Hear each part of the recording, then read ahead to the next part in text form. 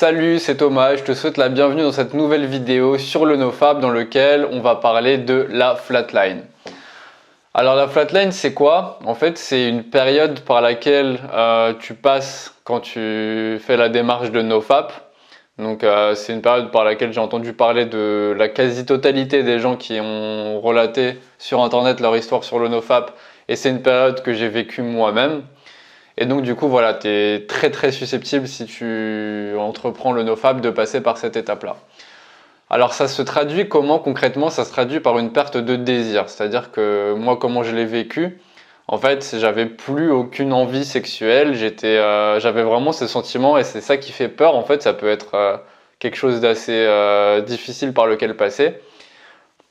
Alors j'avais plus aucune envie sexuelle en fait. Et justement en fait pourquoi est-ce que c'est aussi choquant entre guillemets quand ça t'arrive?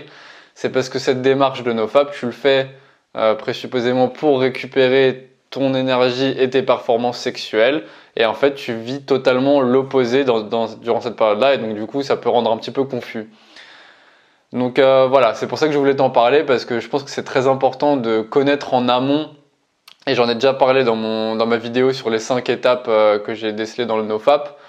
Et cette étape, je voulais faire une vidéo spécifique pour celle-ci parce que voilà, je pense que c'est important de connaître en amont ce qui va t'arriver pour mieux le gérer et ne pas voilà, craquer sous prétexte que tu as envie mentalement de récupérer ton énergie sexuelle. Et pour toi, le fait de ne pas l'avoir sur le moment même, ça veut dire que tu ne l'auras jamais. Ce qui est faux.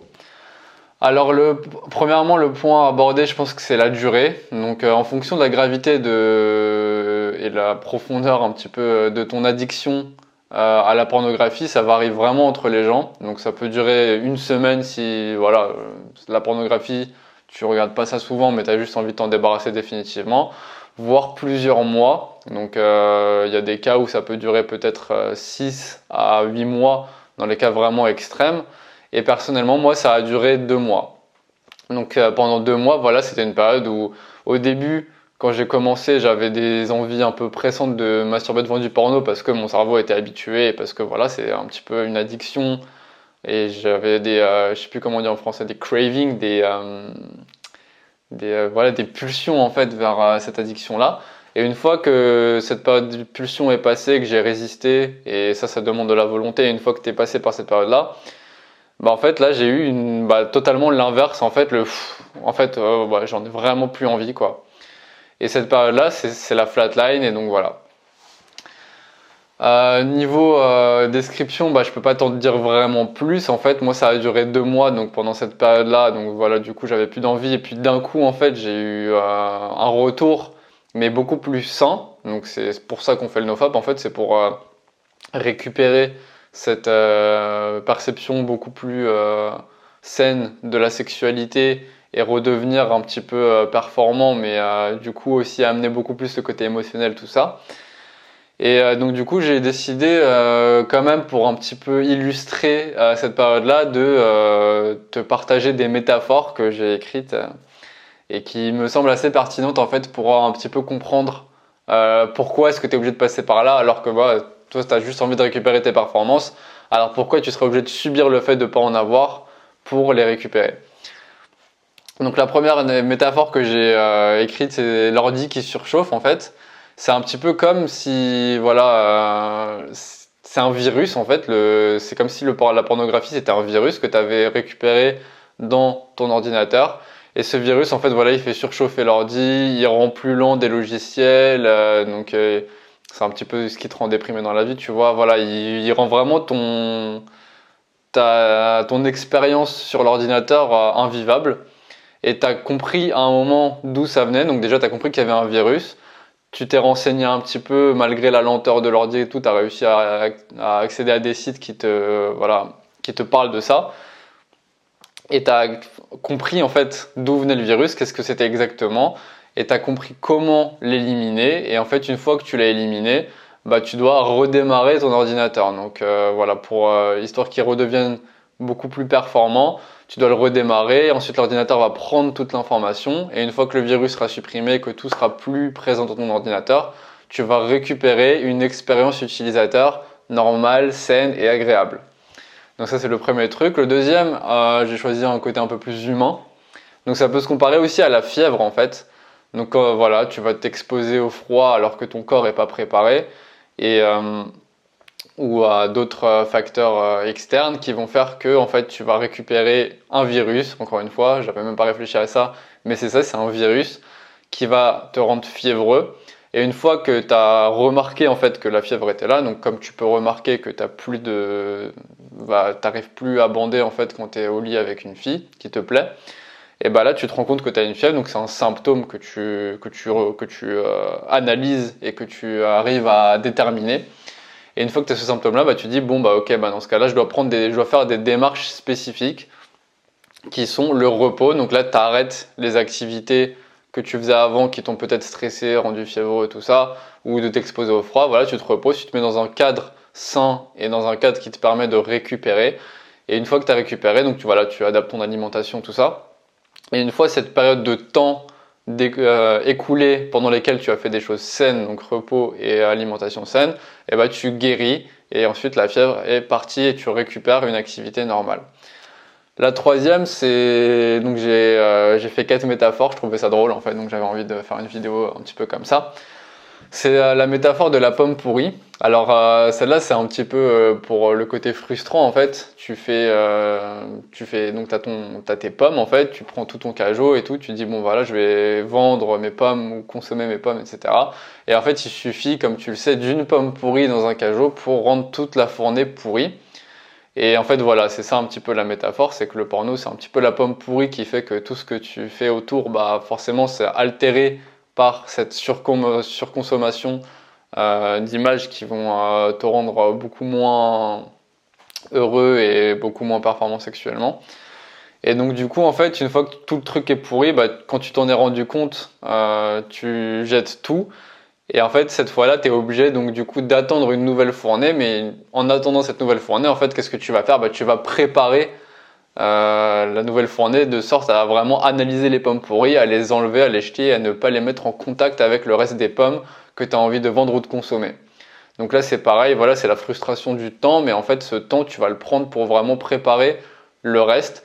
Et ça, en fait, c'est pour voilà, accentuer le côté un petit peu, ok, tu vas passer par la flatline, mais ce temps-là où tu vas pas du coup avoir d'expérience sexuelle parce que tu n'en auras pas envie, bah, utilise-le pour mieux te renseigner sur ton alimentation, le sport, tout ça, et puis en fait remplacer ton addiction à la pornographie par des activités plus saines.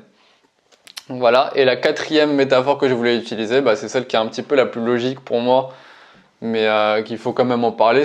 Au début je voulais faire que 3 métaphores, mais je me suis dit sans celle-là en fait ça fait un petit peu, il manque quelque chose. C'est la métaphore avec la drogue, les drogues dures, même douces si tu as envie d'arrêter la drogue douce, la cigarette, l'alcool, tout ça.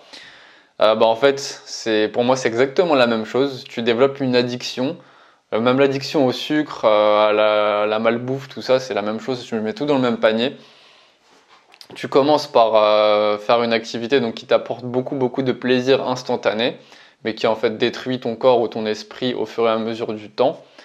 Et en fait, voilà, donc déjà, tu as cette addiction-là qui, en fait, tu deviens addict au plaisir instantané que te procure la drogue, la malbouffe, tout ça, etc. Et en fait, au bout d'un moment, bah, quand tu te rends compte et quand tu te renseignes assez pour voir que en fait, c'est des choses qui te bousillent sur le long terme et que tu comprends que tu n'as pas envie de ça pour toi dans ta vie, et bah, tu prends, comme pour le NoFap, une décision. Et en fait, cette décision, bah, déjà, ça va être la base qui va faire que tu vas pouvoir guérir. Mais ensuite, et c'est pour ça que je le compare à ça, tu vas devoir passer par un moment, c'est les mêmes démarches en fait. Tu vas passer par un moment où tu vas avoir beaucoup de mal au début à ne pas craquer, et puis ensuite une sorte de descente en fait. Une sorte de ok, bah j'ai plus accès à ça, j'ai plus accès à la malbouffe, j'ai plus accès à la drogue, j'ai plus accès à. Enfin, bien sûr, tu y as toujours accès, mais tu décides de t'empêcher l'accès parce que tu as compris que c'était bien pour toi. Et une fois que tu as éliminé l'accès à ces drogues de ta vie, et bah, tu as une période pendant laquelle en fait elles vont te manquer. Ça va être un petit peu en mode ouais, bah, en fait j'avais que ça qui me rendait heureux, ce qui n'est absolument pas vrai bien sûr, mais bah, quand tu as été addict à quelque chose, c'est parce que ça te rendait beaucoup de plaisir instantané. Et voilà, il y a peut-être une période pendant laquelle tu vas être là, et c'est ça que je compare à la flatline où ouais, bah, en fait j'ai plus accès à ce que je voulais, donc bah, en fait j'ai plus rien. Et il faut passer par cette période-là pour ensuite, à un moment, avoir Donc c'est un peu la souffrance que tu vas subir en fait. Et ensuite, après cette période, en fait, tu vas avoir cet éclat de réhabilitation de, en fait, voilà, bah, en fait, au final, en fait, j'en ai pas besoin de ça. Je peux très bien vivre sans, et puis en plus, je peux mieux vivre et je peux m'occuper de moi sur le long terme pour avoir une vie beaucoup plus adaptée à mes ambitions, à mes envies et à un mode de vie sain, en fait. Et donc voilà, bah, c'était les 4 métaphores que je voulais partager avec toi. Et je vais finir cette vidéo avec une conclusion, en fait, qui est que la flatline, c'est pas quelque chose de forcément drôle à vivre, mais pour moi, c'est quelque chose qui, voilà, si c'est là, c'est qu'il y a une utilité. Et donc, du coup, ce que je te conseille quand même dans cette période-là, au-delà du fait de, voilà, bah, juste la subir et te dire, ça peut être quelque chose, hein, de toute façon, quoi qu'il arrive, il y a la lumière au bout du tunnel, mais tu peux aussi l'utiliser, en fait, pour d'autres démarches qui vont te servir une fois que tu auras définitivement récupéré ton énergie sexuelle. Et ben c'est préparer un petit peu l'après qui est donc du coup adopter une meilleure alimentation si tu n'as pas déjà travaillé dessus, commencer un nouveau sport, voilà, faire attention à tes démarches sportives, peut-être te consacrer à une activité professionnelle, donc le business, tout ça. Et en fait, voilà, utiliser vraiment cette période-là où tu comprends en fait que tu es dans une démarche long terme et que là, pour atteindre cet objectif long terme, tu passes par cette période un petit peu plus sombre qui est que tu n'as pas ce que tu veux, tu as même l'inverse, et bah profites-en pour justement développer d'autres capacités, d'autres aspects de ta vie qui vont faire qu'une fois que tu auras tout récupéré, bah, tu seras vraiment dans l'abondance et c'est un petit peu ça qu'on cherche. C'est pas l'excès, c'est pas rien, c'est juste le juste milieu, c'est-à-dire l'abondance de ce qui peut te rendre heureux et de te rendre compte qu'en fait la vie est simple et que voilà, le bonheur en fait il est à portée de tout le monde si on arrive à échapper aux pièges qui sont tendus par tout ce qu'il y a autour de nous et que en fait bah voilà, il y a aussi pas que des pièges, il y a aussi des bonnes choses, il faut juste faire la part des choses. Donc voilà, bah écoute, sur ce, je te souhaite une bonne journée et une bonne soirée. Je te dis à la prochaine vidéo, à bientôt. Salut!